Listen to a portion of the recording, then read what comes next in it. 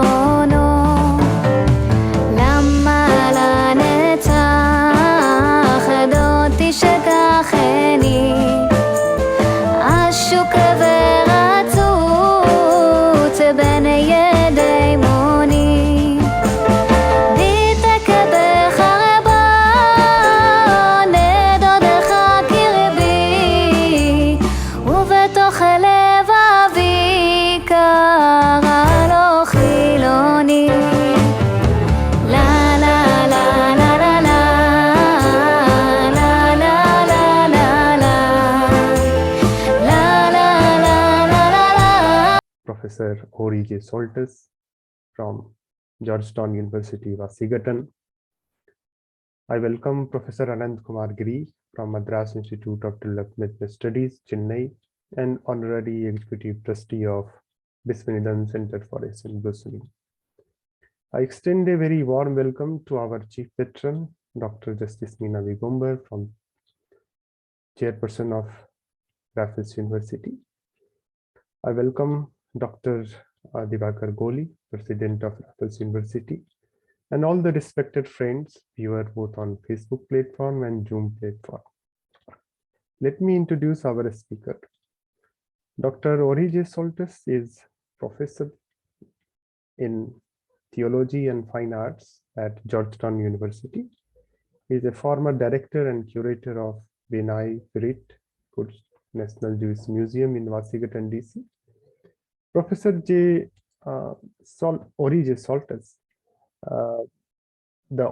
he is author of more than 130 articles, exhibitions, dialogues, essays, and books, and the writers, director, and narrator of more than 30 documentary videos. Among his most recent books are Fixing the World, Jewish American Painters in 20th Century, Our Sacred Signs, How Christians, Jewish, and Muslim Arts Draw from the Same Source. Professor Soltes is having very dynamic perspective about arts and society. Throughout his career, he has guest and creator exhibition that has focused on diverse aspects of Western art throughout the ages and art from across the world. Let me also give a kind of brief introduction to Chitta Ranjan Das, Professor Chitta Ranjan Das. Professor Chitta Ranjan Das is a creative seeker and transformative thinker and activist of our times, who has written and worked on many aspects of human lives, be it education, philosophy, literature, and integral human development and social transformation. Professor Das was born on 3rd October 1923 in Bhagalpur, in undivided district of Cuttack in Orissa, India, and left his mortal body on January 16, 2011. Professor Das is known to many of his friends, co-travelers, and concerned public at large in Oriya and India as Chitta Bhai. Chitta Bhai has initiated many creative experiments. He founded Jivan Vidyalaya, School of Life, in Champarmuda in the 1950. He was pioneer in integral education movement in Orissa and translated many works of Sri Aurobindo and Mother to Oriya. He nurtured both Agragami, Shikshanandan, and Navapallava creative efforts in education and tribal development in Orissa. He wrote and translated around 250 books, majority of them being in Oriya and some of them these in English.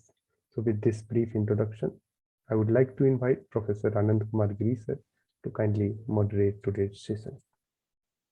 Thank you, Todaroba, dear Randhir, for always nurturing us so kindly with so much inspiration, and Todaroba to Professor Orije Soltes, our dear friend and inspiring co-traveler in our humble seeking. And it is really a joy for us to have the presence of Professor Orije Soltes, who is really a multidimensional seeker, religion, philosophy, spirituality, art, and that is the kind of journey the world needs. And in a way, Chitta Bhai embodied that. And he was a soul of seeking. And in the 1950s, when he was returning from Denmark, so he traveled, he came to Israel. And in those early years, after the founding of the state of Israel, and he spent time in some kibbutz, and he also met Martin Buber, and he had a lovely evening with Martin Buber, and he was deeply inspired by Buber and Buber's path of dialogue. And he also visited Israel again in 1991, unfortunately during those moments of war. But he was there, and he was there in a very stoic way. He was a visiting professor with Ben Gurion University in the Sde campus.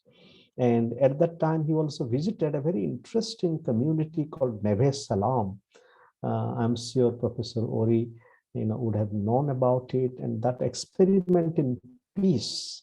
And Chitta Bhai was telling me that when he visited the temple, and there is a prayer wall, and he wrote in that prayer wall that how the peace between Israel and Palestinians, how he prayed for peace, and we are all praying for peace. He wrote a book called Eretz Israel in Odia, and that also has ignited a lot of interest. And being in Ben Gurion University as a visiting scholar, he prepared an essay on Jews in Israel from India that is included in his book, Adventures in Education. And that is a little small breeze, between Chitta Bhai's work out of many, and with Professor Soltes' work. And he has worked on Jews from India, and especially recently, the work of the great inspiring artist, Soina Benjamin, and also many of his works. So we are really enriched by the presence and gift of thought of Professor Soltes to deepen and widen some of the efforts and quest of Chitta Bhai. And Chitta Bhai's work shows that wherever we are, even not with the most up-to-date circumstances, but we can make an humble effort to be with the world. And the kind of parochialism that we suffer from. And it is not thus that only with our resources and everything we can know the world better, but with a seeking heart, we can always make an humble quest. And that quest has a possibility of a ripple effect. So with this brief submission, so it is my joy to welcome Professor Orije Soltes, please, to be with us and to enrich us with his evolving and engaged thinking.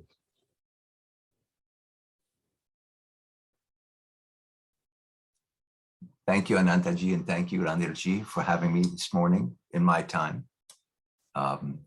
It is no longer morning in your time, of course. Chitta Ranjan Das in 2004 wrote, "The unity is one, and it has to be sought often in diverse ways."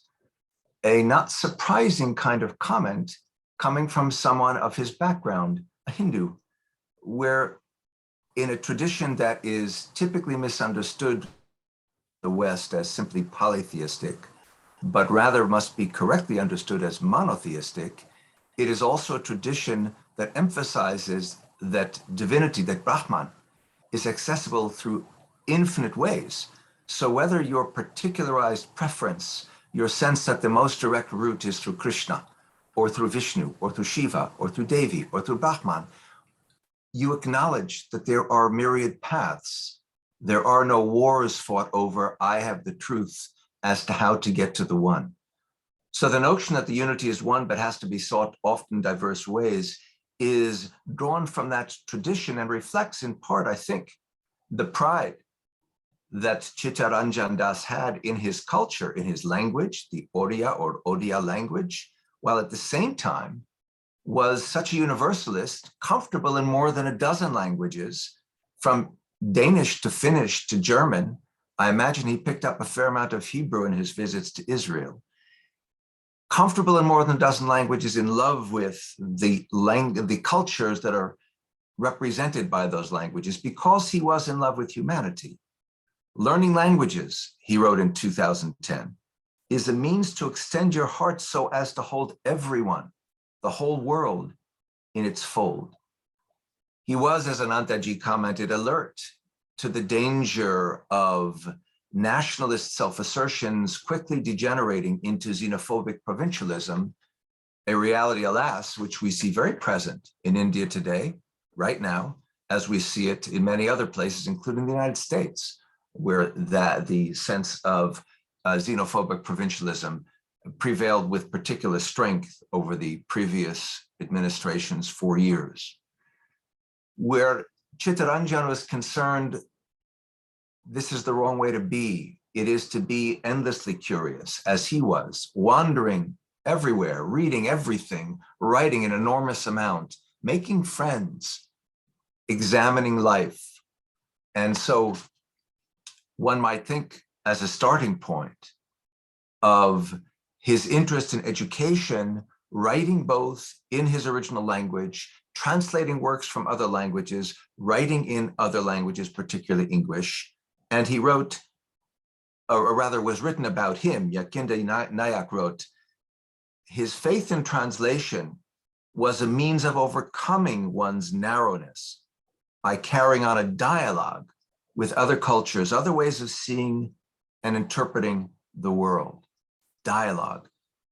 So a historical beginning point for that, at least in the West, would be Socrates, one of the individuals about whom Chitta Ranjan wrote, because he was so enamored of Socrates as a proponent, as the initial proponent in the Western tradition of radical dialogue, of asking questions, often uncomfortable questions. He was known as a gadfly.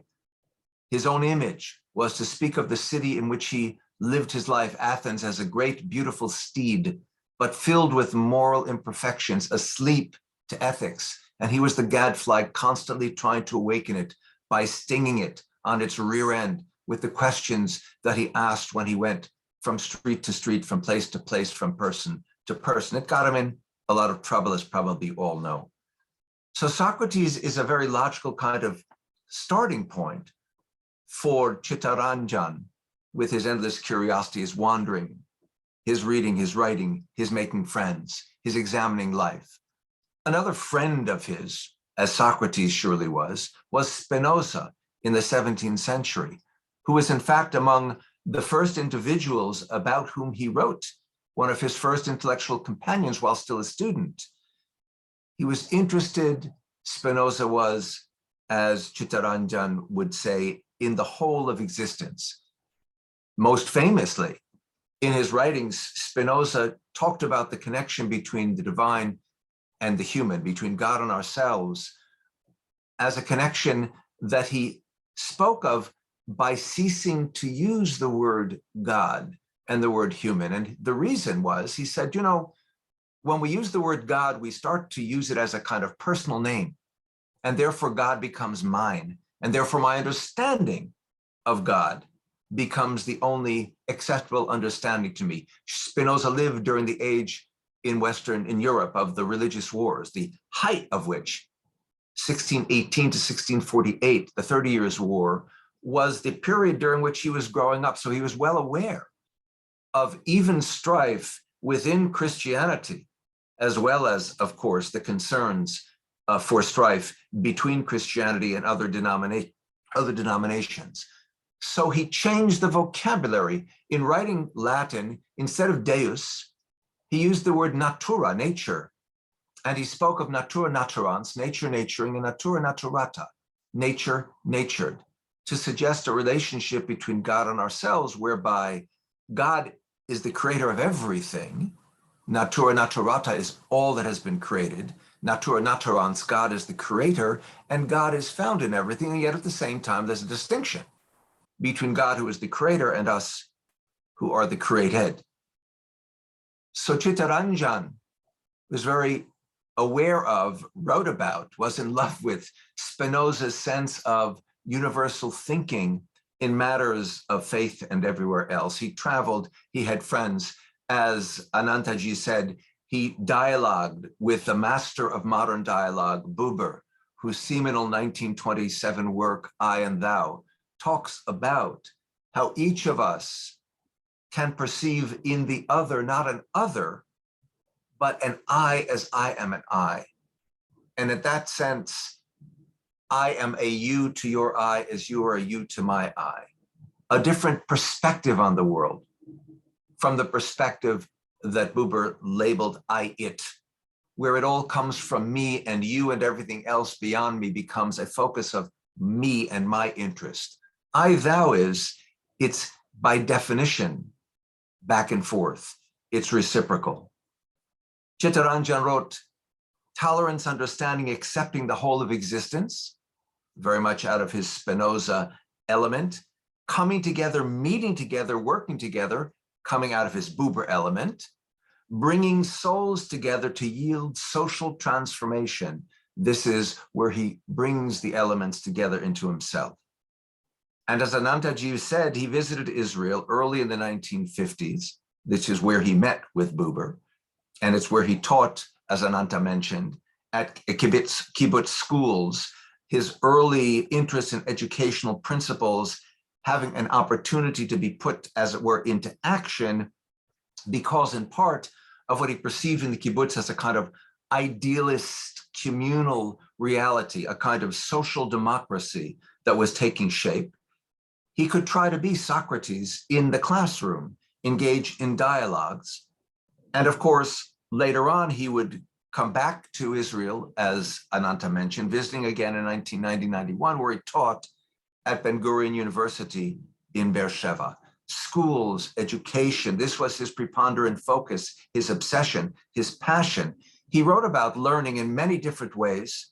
He wrote about learning as play, another thread in the tapestry of his being, coming perhaps from that writer on the, better known for his writing on the medieval world, Huizinga, the Dutchman, who wrote a book called Homo Ludens, humans who play. What distinguishes us as a species is our ability to play.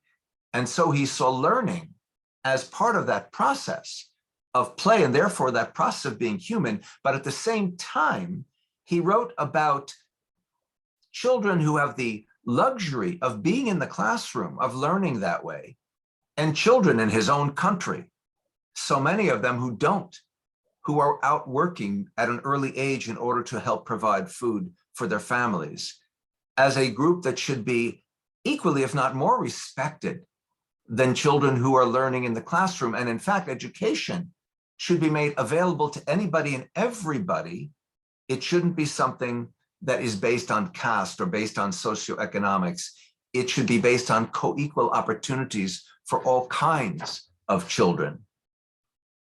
He was particularly interested in educational possibilities that he found expressed, as I mentioned, in Israel. Israel, that I remind you, had established itself as a nation around the same time that India was being established as its own nation. They both, of course, gained independence around the same time, 1947, 1948.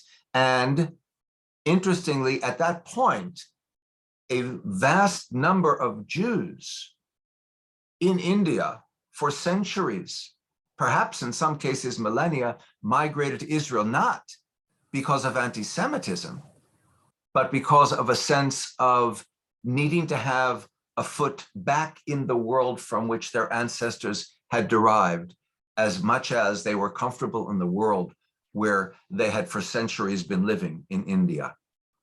And so interestingly, among the many, many things about which Chitta Ranjan wrote, he wrote particularly perceptively about Indian Jews in Israel after that second visit of 1990-91, when he also visited that very important community, Neve Shalom, that is made up of Jews and Christians and Muslims within the Israel-Palestine matrix, trying to live, to learn, to love together, to be a community together. He wrote about the Jews of India very perceptively. The Jews from India must have felt the contrast between the cultural compulsions they had to face in the Holy Land, Israel, because Israel had been established largely by Jews from Europe, whose vision of the new state they were shaping was very much informed by European sensibility, and let's be honest here, European prejudice of superiority to non-European parts of the world. And therefore, Jews coming from elsewhere, particularly from the Middle East itself, from North Africa, but also those coming from India, were expected in this early phase, in the late 1940s, early 1950s, to somehow shape themselves as European, as Ashkenazi Jews. And this is something that Chitta Ranjan recognized, and recognized as odd, as it must have been odd. The Jews of India must have felt the contrast between the cultural compulsions they had to face in the Holy Land, Israel, and the unpressured non-Jewish atmosphere in which they lived in the land of their origins, India. Because indeed, India had hosted Jews for so many centuries with as broad a range of acceptance as one might expect, reflected from what I mentioned at the outset, the Hindu tradition itself, which is, as it were, omnivorous with respect to possibilities of how to access the one. So that same perspective would have been applied, well, to non-Muslims, to non-Hindus. So historically, to Muslims, to Jews, to Sikhs, to Jains, and so on, to Buddhists, to Christians, those who came from diverse backgrounds. So it must have been odd to come to Israel and find oneself pushed in a particular kind of cultural corner. Of course, Chitta Ranjan was very concerned for the future, for peace in the Middle East overall, between Israel and her Palestinian and other neighbors.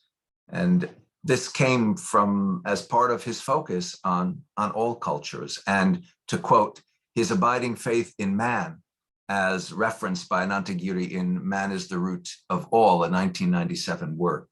He was seeking for a particular kind of sadhan, a realization of the divine within us, pleading for a new art of human realization going beyond the dualism of male and female, all of which leads us rather directly to the work of Siona Benjamin, who as a female, as a girl growing up in India, was at the same time her father's son. She was the only child.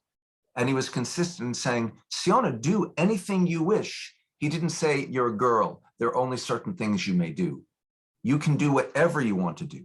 She grew up as a Jew in Mumbai, surrounded by Hindus and Muslims. All her friends were Hindus and Muslims. She went to Catholic and Zoroastrian or Farsi schools. She was part of the Bene Israel Jewish community, which is one of originally 3 diverse and different Jewish communities who arrived in India at different times from different places, the Bene Israel, the Kochini, the Baghdadi, and they're located in different parts of India. And Chitta Ranjan wrote about and understood about all of this, by the way. It won't surprise you to hear. And she eventually, as she grew up as part of a community that felt so at home in an open and diverse India that was welcoming and embracing, migrated first to study arts to the United States, but in the end stayed here. First in the Midwest, then coming to New Jersey. And at a certain point, she kind of sat back and looked at herself and said, where am I? I feel homeless. I mean, most of my community, the Bene Israel Jews of India, are either, like my parents, still in India or have migrated, but to Israel, to Eretz Israel, not to America. And here I am in America, and she went through different parts of America and found, obviously, what one finds in America. One finds all kinds of freedoms. One also finds all kinds of prejudices. And she in particular was shocked at some of the prejudices she encountered as a woman of color, as a woman from that other part of the world, as a woman. But even when she went to her first Western feminist conference, and they said, oh, you speak English? Were you oppressed growing up? Their presumptions and assumptions about her derived from a superior perspective that didn't wait to find out what she was about. So at a certain point, Siona said, I realized, you know, it's not that I'm homeless, it's that I'm home, I can be home everywhere. Home is where I pitch my tent, is the phrase she used.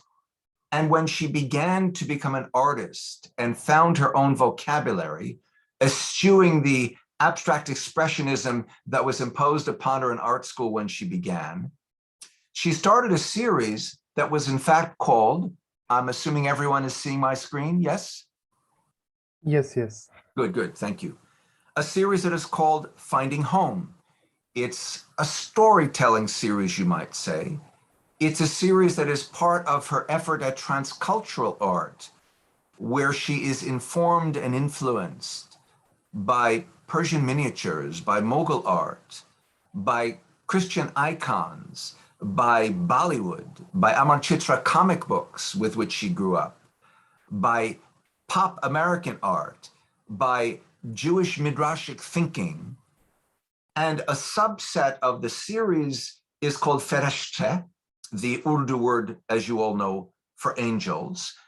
And the key kind of figures in this series, of which there are many, are what you see before you, a female in blue skin, blue that within the Indic tradition, one can associate with any number of gods and goddesses, but it has a particular association with Krishna, whose very name means blue-black, depending on how you interpret it precisely, and who is himself a symbol of bhakti, of love, through his relationship with Radha. But what Siona does is to magnify and multiply the implications simply of the color and the figure to encompass Shiva and Parvati, Ardha Arashwara, the idea of the figure that is both male and female. And further, that is interwoven with the Kabbalistic, the Jewish mystical idea of the Shekhinah, the female aspect of a genderless God that in the normative Hebrew of the Bible is, because Hebrew is a language for which every noun is either masculine or feminine grammatically, regardless of what it actually is. So the standard words for God are masculine in gender, but the word for God's presence, Shekhinah, is feminine in gender.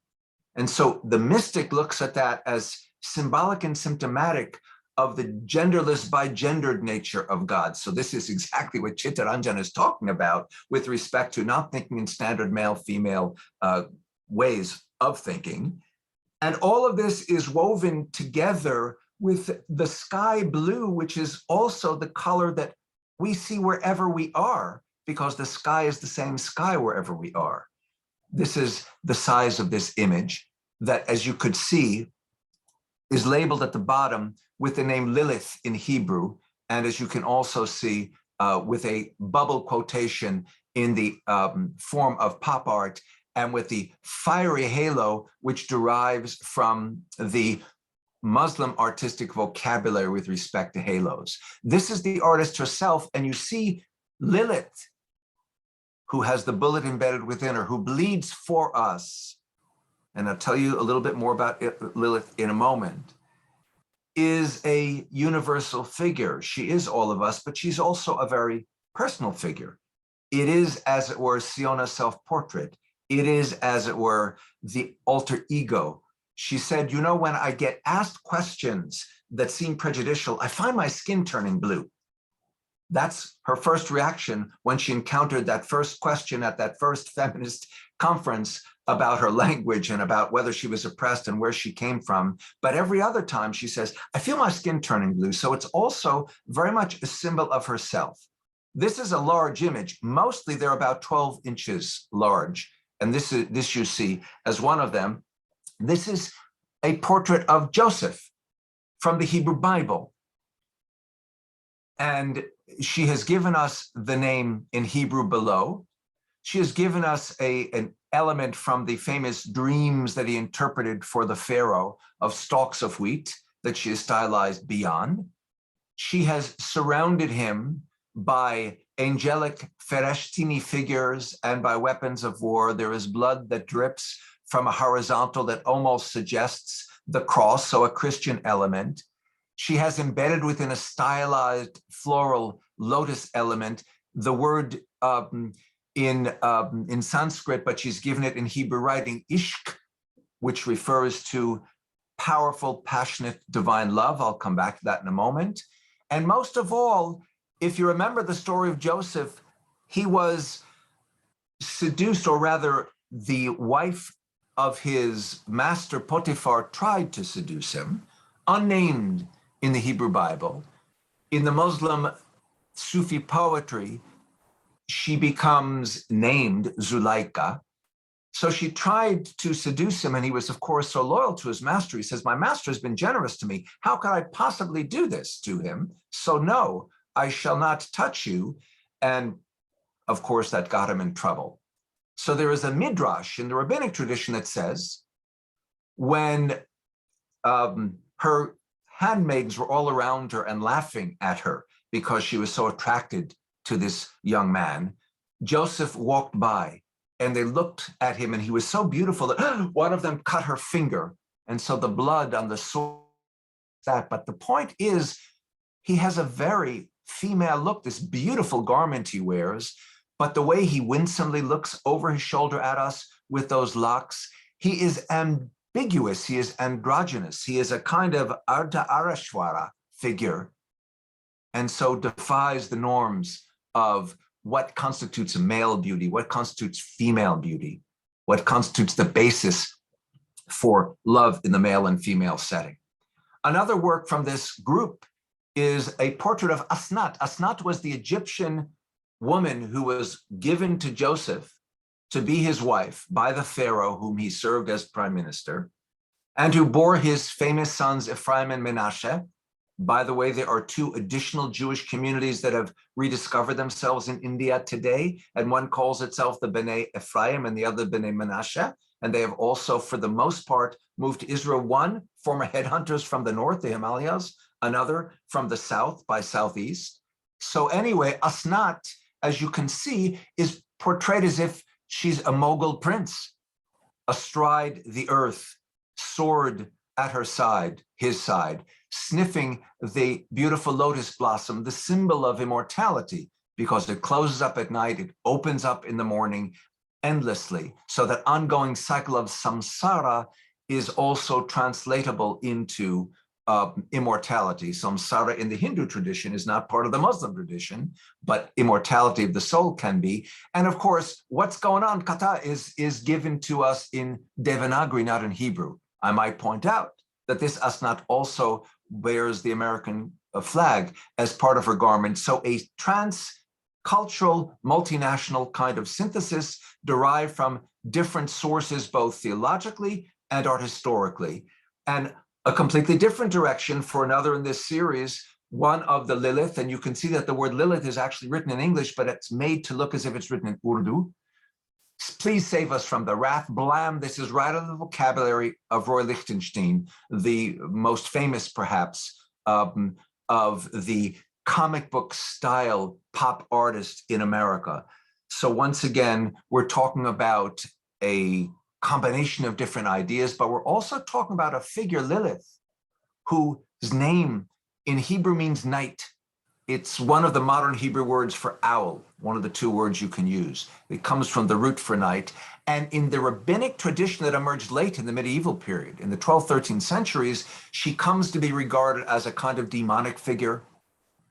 She's said to have been created at the same time Adam was, but she could fly, she had wings, and she refused to succumb to his demand that she be subservient to him. So Adam is represented as complaining to God, and God said to Lilith, you've got to be subservient to Adam. She said, no way. So she was thrown out of the garden, and every day 1,000 of her children are destroyed. And then the second woman who was created, Eve, is represented as having been created from Adam's rib and being subservient to him. So Lilith is a formula for a different kind of female from this tradition that would assert that they must be subservient to and subordinate to males. But she's a negative who is represented in the rabbinic tradition as stealing babies in the night. Crib deaths are ascribed to Lilith. Things of that sort, attacking pubescent young boys. But Siona has turned her completely around into a positive. She's someone who is suffering for us. She's someone who is suffering with us. She's someone who is praying for us. Protect us from their wrath. Who's their wrath? There is us, humans, humanity. This work is formally called Ishq, that word that was written on the Joseph image, that divine, passionate love. And the question that she raises, are we worthy of Ishq? Are we ready for Ishq? It's another Lilith, as you can see. And she's superimposed over a map of the Middle East. So she shares the kind of concern that Chitta Ranjan had for the future of the Middle East, of Israel, the Palestinians, and everybody within that diverse community. And superimposed over the map, it's a map that was derived from the time when the United States in 2003 planned its second invasion of Iraq and that region. So it's a very strongly political statement. We see the splayed figure of Lilith once again bleeding, and you can recognize easily enough that her form is the form of a swastika. And you are no doubt aware of the fact that while the Nazis appropriated this image and flipped it around, that it's an old Indian image. It is a broken star, it is a broken cross, it is a broken sun, and of course the meaning swa, good, asti, to be, ka, an intensifier. So swastika is a good luck symbol in intensity that was reversed by its appropriation in the mid-20th century in the West. And you might say here is being restored with a question mark. Are we ready to be restored that way? In 2011, the very year when Chitta Ranjan moved on to his next stage, Siona received a Fulbright to go back to India. She'd been back and forth, of course, many times while her parents were still alive. But this was with a different purpose in mind. It was to explore the remnants of the Jewish community still resident, of her Jewish community, the Bnei Israel Jewish community in Mumbai, still resident there, and to present them, as it were, to the world, to make the world more aware of the long culture and history of the Jews in an India of long cultural history. So this, for example, is a portrait of Daniel Gadkar, and you all know the kar, of course, is a typical suffix suggesting where he has come from. He was the sexton of the synagogue against the background. And we see him represented in a reflection of the Byzantine Christian style where you have a sainted figure portrayed against gold leaf. That's what she's done. So we see his profile. We see him floating within the interior of this beautiful whitewashed synagogue, written across its inner sky, as it were, the ultimate fundamental statement of faith for Jews. Hear, O Israel, the Lord our God, the Lord is one. Blessed be the holy name, and so on and so forth, swirling with the abstract designs that derive from what one could imagine on the hands and feet of a hennaed bride in the world from which Siona came. Here's a second of these images of Lieutenant General Jacob and his loyal Sikh assistant, Pal Singh Gill. And we see them against the backdrop, on the one hand, of a map. This was a military man, a military career, and these were the areas where he served. We see